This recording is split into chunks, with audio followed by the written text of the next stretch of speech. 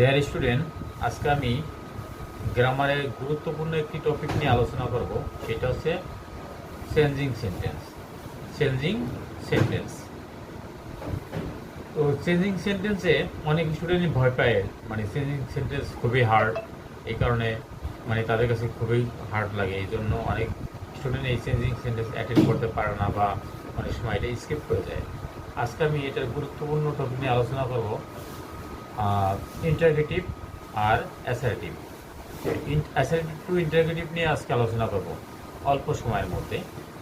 যেমন আমরা অ্যাসার্টিভ থেকে যখন ইন্টারগেটিভ করি তখন আমরা অক্সিলারি ভার্বগুলি প্রথমে আনি, তাহলে ইন্টারগেটিভ হয়ে যায়। যদি সেন্টেন্সটা অ্যাফার্মেটিভ থাকে, হাবোধক, তখন আমরা সেটাকে লিখবো নাবোধক দিয়ে ইন্টারগেটিভ। যেমন আমি বলি হি প্লেস ফুটবল, তাহলে কী হবে?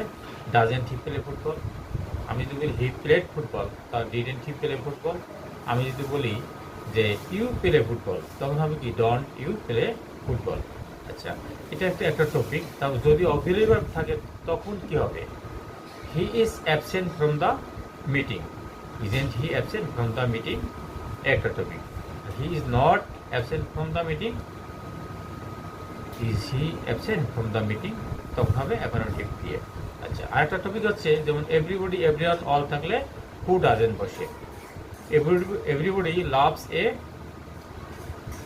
Truthful person, then who doesn't love a truthful person?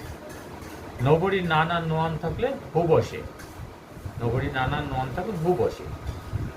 Nobody believes a liar, এখানে বলবে nobody পরিবর্তে অনলি who, তাহলে who believes a liar।